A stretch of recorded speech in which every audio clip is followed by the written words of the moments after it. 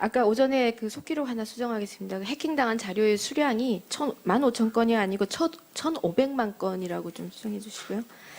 그리고 후보자님 아까 그 KBS 스페셜 김정은의 두 얼굴에서의 표현들이 표현의 자유일 수 있다라고 말씀하셨는데 저도 표현의 자유는 있고 다이버시티가 있는 다양한 사회여야 된다고 생각합니다. 근데 표현의 자유는 책임을 져야 되는 거고 책임을 지지 못할 때는 순기능이 위배되는 경우가 많다. 예를 들면 그 표현이 우리 헌법적인 기본 가치나 사회적인 기본 추구하는 그런 가치에 위배된다면 그 표현은 굉장히 부적절할 수 있다. 예를 들면 독일은 아직도 그 나치식 경례를 아무리 풍자라 하더라도 사회적으로 하지 못하게 돼 있습니다. 이슬람 국가에서는 종교가 예외가 돼 있고 이런 그 일반적인 통념상 그런 것에 본다면 우리 외교는 굉장히 유연하고 전략적이어야 되지만 안보나 보안은 유연할 수 없다고 생각합니다. 그래서 아까 그런 표현의 자유를 말씀하셨는데 저는 제 의견을 좀 기록에 남기고 싶어서 제가 말씀을 좀 드리고 질의를 시작하겠습니다. 아까 우리 그 후보자님께서 임기 논란을 겪는 헌재 소장의 마지막 후보자이길 바란다라고 말씀 주셨는데 정말 진심이 와닿았고요. 굉장히 인상이 깊습니다. 남아있는 임기 동안 많은 일을 좀 하셨으면 하는 바람입니다. 그래서 저도 헌법재판소법의 제38조 그 신속하게 180일 안에 그 선고를 해야 된다라는 그것이 아까 언뜻 말씀 주셨는데 윌리엄 글래스턴이 말했더라고요. 그 지연된 정의는 부정된 정의와 같다. 정확하게 말씀드리면 정의의 실천을 뒤로 미루는 것은 정의를 부정하는 것이나 다름없다. 굉장히 센 발언을 했습니다. 근데 저도 이제 따져 보니까 지금 이제 그 표가 화면에 나올 겁니다. 굉장히 많이 밀리고 있어요. 180일을 넘어간 게 뭐 굉장히 많은데 해마다 늘고 있는 것이 아마도 다양한 사회이기 때문에 소수 의견들이 많기 때문에 이런 것 같은데 아까도 우리 존경하는 권석재 의원님이 질문을 했지만 훈실 규정으로는 이걸 다룰 수는 저는 없다고 생각해요. 왜냐하면 생각이나 견해는 그럴 수 있다고 생각합니다. 그러니까 모든 것은 실천에 있는 거거든요. 실천이 180일 안에 되지 않았을 때 피해를 보는 거는 국민이다. 지금 이제 일반 국민들은 형사를 하면은 항소를 하면 일주일 만에 해야 되고 또 민사사건 2주일 만에 해야 되지 않습니까? 또 만약에 그 기간이 지나가면 뒤도 안 돌아보고 야박하게 그냥 끝나버리는데 일반 국민들은 그런데 국가기관이 준수하지 않는다. 이건 참 창피한 일이고요. 갑질도 이런 갑질이 없는 거 아닙니까? 그래서 이 부분은 남은 임기 동안 반드시 실천하실 수 있는 방안이 필요하시겠다 싶은 생각이 좀 들고요. 또 이 신속하게 사건 처리를 하기 위해서 적시 처리 사건 선정 및 처리 절차에 관한 지침을 또 만드셨더라고요. 그 2013년도에 제정을 했는데 이게 유명무실합니다. 20건 정도밖에는 이 지침을 통해서 건너가지 못했거든요. 그러니까 이렇게 거북이 걸음으로 가다가는 아까 월리엄 글래스턴이 한 것처럼 그 지연시키는 정의가 되고 만다 이런 의견이 있습니다. 어떻게 개선하실 수 있겠는지 답변을 이따가 좀 해주시고요. 제가 질문할 게 좀 많아서요. 예, 이따가 좀 답변을 해주셨으면 좋겠습니다. 그리고 후보자님께서 그 아주 중요한 재판에 많이 임해 오셨더라고요. 간통죄 폐지라든가 또 탄핵이라든가 또 통진당 해산 관련해서 많이 해오셨는데 그 중에 두 가지만 좀 질문을 드리겠습니다. 그 성범죄 조두순 사건 아시지 않습니까? 네네. 지금 이제 출소를 앞두고 딸 가진 부모는 정말 노심초사합니다. 성범죄자들이 그냥 약물로 치료될 수 있는 건 아니라고 보는데 어떻습니까? 그 교육이나 이런 걸로 그냥 이 교화될 수 있는 건 아닌 것 같습니다. 사회 통념상. 그런데 지금 후보자께서 그 소수 의견 중에는 개인의 정보, 자기 결정권을 침해하기 때문에 그 성범죄, 특히 특정 범죄자나 보호 관찰 및 전자장치 부착 등에 관한 법률이 있었는데요. 그 의견을 기각하면서 소수 의견으로 개인정보 자기 결정권을 침해할 수 있기 때문에 반대한다는 그 소수 의견을 다루셨더라고요.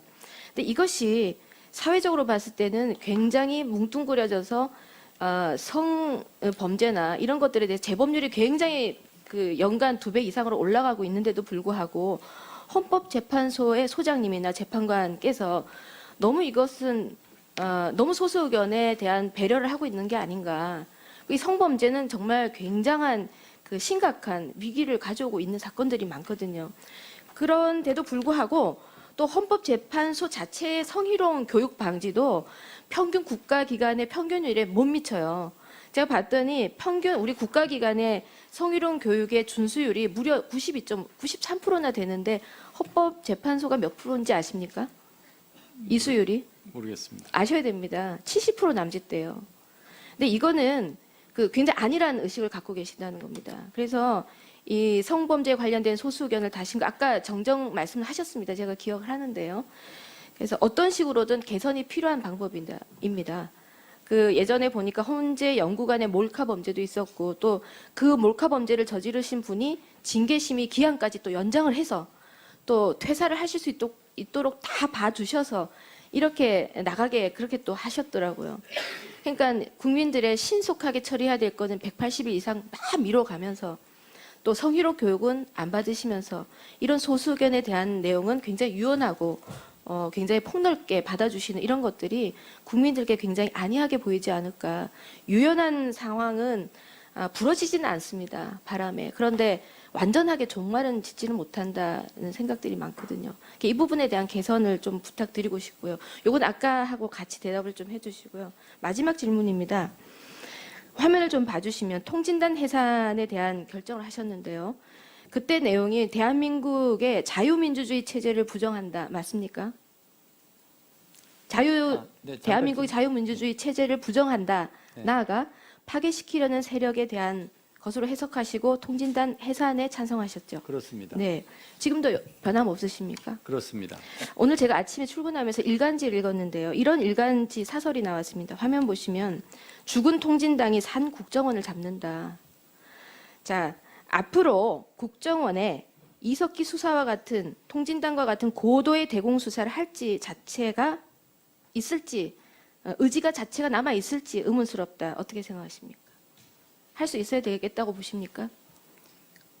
지금 네 두 가지 번째. 질문 하셨는데 차례대로 할까요? 아니면 요거는 단답형으로 해주십시오. 국정원부터 할까요? 네네. 네. 할 의지가 있을까요? 국정원이 앞으로도 당연히 있어야 된다고 생각하십니까? 당연히 있어야 합니다. 네네.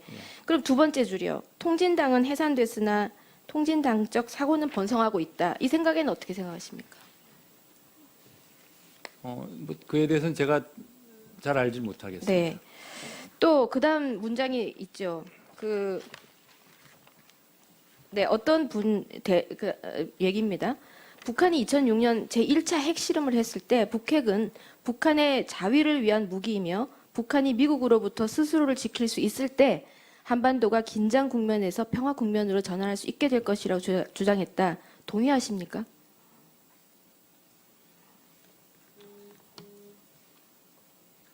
좀 긴가요? 동의하시나요? 좀 정확히 이해하려고 보고 있습니다. 네.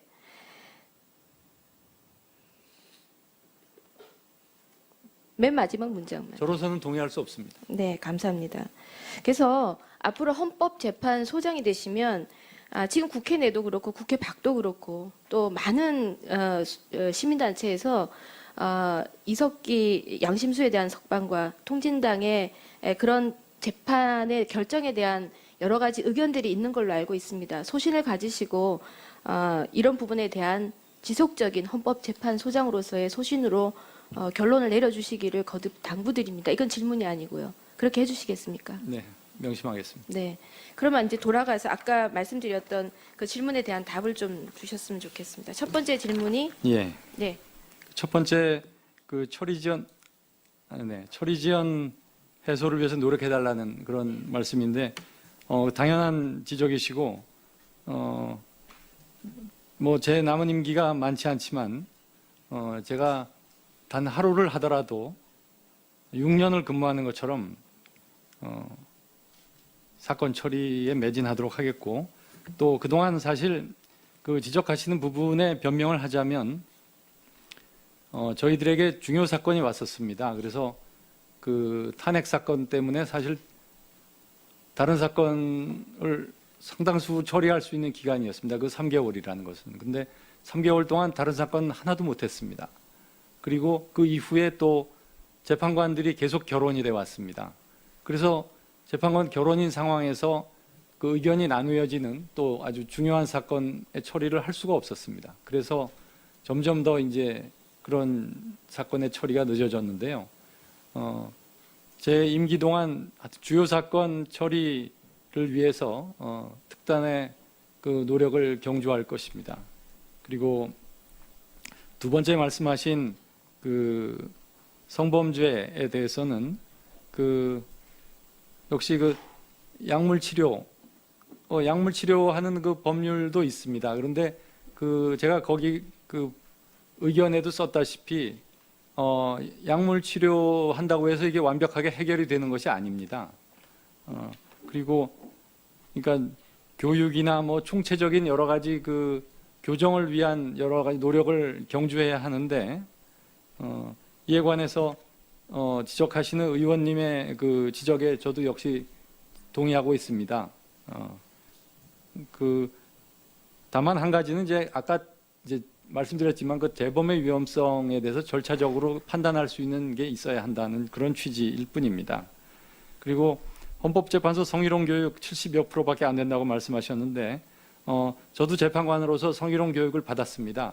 그런데 이 다른 정부 부처 적어도 다른 정부 부처 수준이 되도록 하겠습니다.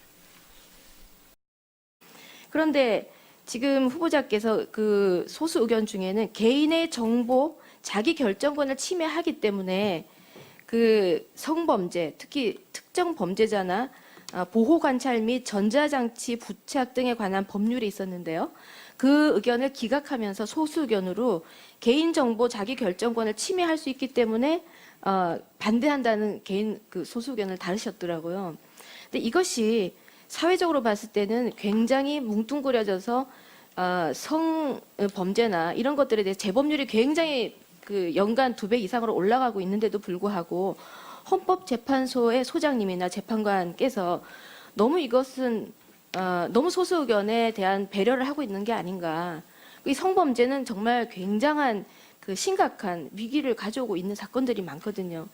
그런데도 불구하고 또 헌법재판소 자체의 성희롱 교육 방지도 평균 9%인데 이게 유명무실합니다. 20건 정도밖에는 이 지침을 통해서 건너가지 못했거든요. 그러니까 이렇게 거북이 걸음으로 가다가는 아까 월리엄 글래스턴이 한 것처럼 그 지연시키는 정의가 되고 만다 이런 의견이 있습니다. 어떻게 개선하실 수 있겠는지 답변을 이따가 좀 해주시고요. 제가 질문할 게 좀 많아서요. 예, 이따가 좀 답변을 해주셨으면 좋겠습니다. 그리고 후보자님께서 그 아주 중요한 재판에 많이 임해 오셨더라고요. 간통죄 폐지라든가 또 탄핵이라든가 또 통진당 해산 관련해서 많이 해오셨는데 그 중에 두 가지만 좀 질문을 드리겠습니다. 그 성범죄 조두순 사건 아시지 않습니까? 네네. 지금 이제 출소를 앞두고 딸 가진 부모는 정말 노심초사합니다. 성범죄자들이 그냥 약물로 치료될 수 있는 건 아니라고 보는데 어떻습니까? 그 교육이나 이런 걸로 그냥 이 교화될 수 있는 건 아닌 것 같습니다. 사회 통념상 아마도 다양한 사회이기 때문에 소수 의견들이 많기 때문에 이런 것 같은데 아까도 우리 존경하는 권석재 의원님이 질문을 했지만 혼실 규정으로는 이걸 다룰 수는 저는 없다고 생각해요. 왜냐하면 생각이나 견해는 그럴 수 있다고 생각합니다. 그러니까 모든 것은 실천에 있는 거거든요. 실천이 180일 안에 되지 않았을 때 피해를 보는 거는 국민이다. 지금 이제 일반 국민들은 형사를 하면은 항소를 하면 일주일 만에 해야 되고 또 민사사건 2주일 만에 해야 되지 않습니까? 또 만약에 그 기간이 지나가면 뒤도 안 돌아보고 야박하게 그냥 끝나버리는데 일반 국민들은 그런데 국가기관이 준수하지 않는다. 이건 참 창피한 일이고요. 갑질도 이런 갑질이 없는 거 아닙니까? 그래서 이 부분은 남은 임기 동안 반드시 실천하실 수 있는 방안이 필요하시겠다 싶은 생각이 좀 들고요. 또 이 신속하게 사건 처리를 하기 위해서 적시 처리 사건 선정 및 처리 절차에 관한 지침을 또 만드셨더라고요. 그 2013년도에 제정을 했는데 아까 오전에 그 속기록 하나 수정하겠습니다. 해킹당한 자료의 수량이 15,000건이 아니고 1,500만 건이라고 좀 수정해 주시고요. 그리고 후보자님 아까 그 KBS 스페셜 김정은의 두 얼굴에서의 그 표현들이 표현의 자유일 수 있다라고 말씀하셨는데 저도 표현의 자유는 있고 다이버시티가 있는 다양한 사회여야 된다고 생각합니다. 근데 표현의 자유는 책임을 져야 되는 거고 책임을 지지 못할 때는 순기능이 위배되는 경우가 많다. 예를 들면 그 표현이 우리 헌법적인 기본 가치나 사회적인 기본 추구하는 그런 가치에 위배된다면 그 표현은 굉장히 부적절할 수 있다. 예를 들면 독일은 아직도 그 나치식 경례를 아무리 풍자라 하더라도 사회적으로 하지 못하게 돼 있습니다. 이슬람 국가에서는 종교가 예외가 돼 있고 이런 그 일반적인 통념상 그런 것에 본다면 우리 외교는 굉장히 유연하고 전략적이어야 되지만 안보나 보안은 유연할 수 없다고 생각합니다. 그래서 아까 그런 표현의 자유를 말씀하셨는데 저는 제 의견을 좀 기록에 남기고 싶어서 제가 말씀을 좀 드리고 질의를 시작하겠습니다. 아까 우리 그 후보자님께서 임기 논란을 겪는 헌재 소장의 마지막 후보자이길 바란다라고 말씀 주셨는데 정말 진심이 와닿았고요. 굉장히 인상이 깊습니다. 남아있는 임기 동안 많은 일을 좀 하셨으면 하는 바람입니다. 그래서 저도 헌법재판소법의 제38조 그 신속하게 180일 안에 그 선고를 해야 된다라는 그것이 아까 언뜻 말씀 주셨는데 윌리엄 글래스턴이 말했더라고요. 그 지연된 정의는 부정된 정의와 같다. 정확하게 말씀드리면 정의의 실천을 뒤로 미루는 것은 정의를 부정하는 것이나 다름없다. 굉장히 센 발언을 했습니다. 근데 저도 이제 따져 보니까 지금 이제 그 표가 화면에 나올 겁니다. 굉장히 많이 그 밀리고 있어요. 180일을 넘어간 게 뭐 굉장히 많은데 해마다 늘고 있는 것이